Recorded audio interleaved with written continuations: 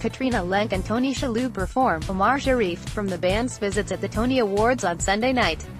John P. Filo, CBS The Tony Awards felt a little different this year than they have recently.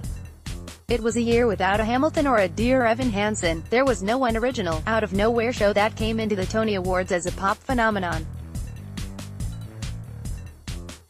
In fact, all four of the four nominated musicals were adaptations of existing properties: SpongeBob SquarePants, Disney's Frozen, and the non-musical films Mean Girls and The Band's Visit. In fact, it was a relatively quiet but contemplative ceremony on the whole. Hosts Sarah Bareilles and Josh Groban were just what this kind of evening needs. They are theater people. Well, they are now, having starred respectively in Waitress and The Great Comet. They were amiable and game, opening with a funny and chill little pop song about losing at the Tonys, which they both have done. It wasn't a big blowout welcome like the ones Neil Patrick Harris used to do, but there's genuinely no point in trying to compete with that. These two are singers, and they leaned into their voices. And they did end with a display of ensemble members from every nominated musical. And if you don't love the ensembles, you can't possibly love the Tonys.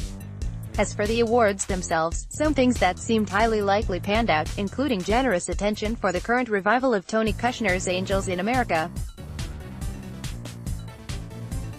Andrew Garfield won for his lead performance, talking in general terms about the LGBTQ community and the human spirit before saying, "Let's just bake a cake for everyone who wants a cake to be baked," which now qualifies as a political stance. Nathan Lane won for his featured performance, breaking up as he addressed his husband in the audience and placing the play in the context of a recent effort to take his life in a different direction.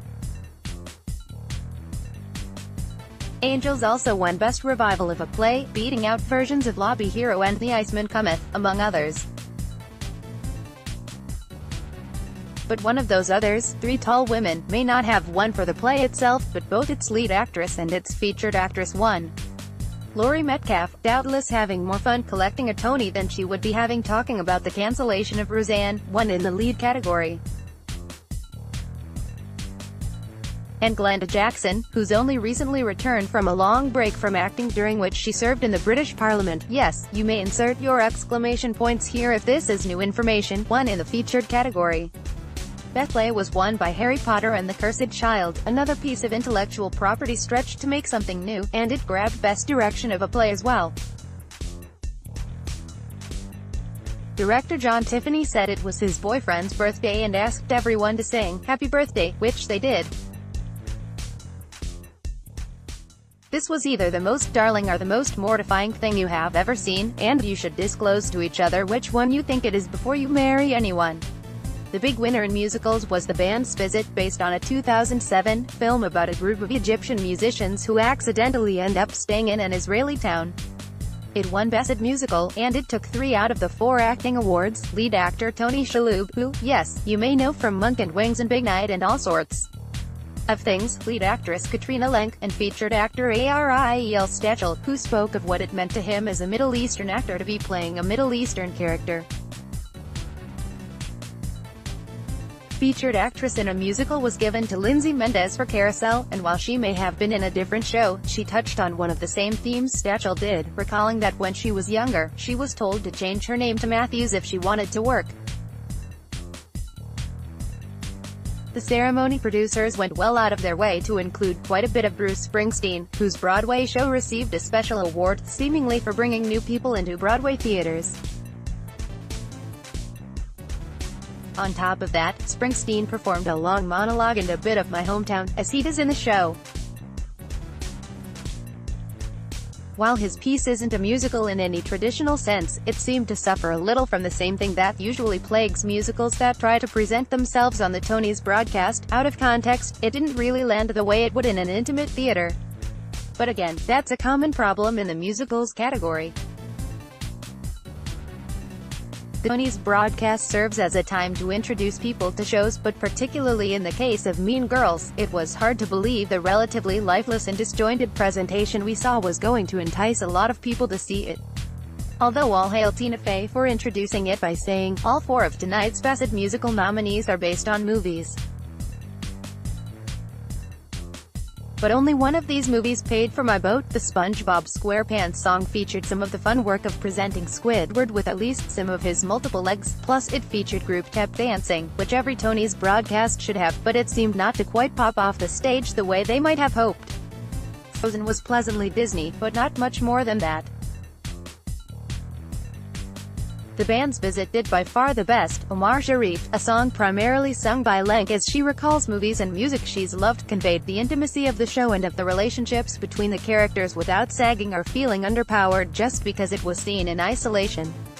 The revivals of My Fair Lady and Carousel fared fine, with the former highlighting its star, Lauren Ambrose, and then the crowd pleasing Get Me to the Church on Time, and the latter going with the choreography of the lesser-known number, Blow High, Blow Low, which is about going out on the sea to go whaling, in case you were wondering. The revival of Once on This Island, which ultimately won the revival category, had better luck with a high-energy performance from Alex Newell. The show may not be as familiar to some audiences as Carousel or My Fair Lady, but the number seemed better suited for the context of the Tony Awards than some. But there was more going on here than awards. It can be awkward when awards shows try to address current events, very awkward, in fact. But as it happened, the Tonys had a natural connection to the shooting at Marjorie Stoneman Douglas High School in February. The drama teacher, Melody Hersfeld, won the Excellence in Theater Teaching Award, not only for keeping students safe during the initial event, but for encouraging her students to use drama and art and music to express themselves after. And while it would have been lovely to see her speech during the ceremony itself, it happened earlier in the evening. What did make the primetime show was her kids, her drama kids, performing Seasons of Love from Rent. Well, of course they did. It could have been something from Hamilton, yes. But Rent is still a touchstone for theater kids. This has always been the secret ingredient of the Tony Awards. They embrace their kids. Not their kids, not their actual kids, their communal kids. The theater kids, the drama nerds, the kids who find their tribe in plays, and the kids who know they want something special but don't find that tribe until they make it out of school and get somewhere else. The Tonys telecast always takes the time to speak to those kids, and while it would have been far better if it had been in different circumstances, it seemed appropriate, rather than forced, to let Hersfeld's students demonstrate some of what she's done for them under these difficult circumstances. It was a lovely broadcast. It felt calm. It didn't feel rapturous, like it did when it was full of Hamilton, and it didn't feel downright riotous, like it did when Sutton Foster performed with the cast of Anything Goes. But it felt charged with the emotion of theater people, talking about welcoming immigrants, talking about supporting people who don't look like us, talking about supporting kids whose lives are touched by violence. Even Robert De Niro, standing up and twice directing his favorite profanity at the President of the United States, seemed anguished more than petulant. Theater people have a lot of feelings. On this night, it showed.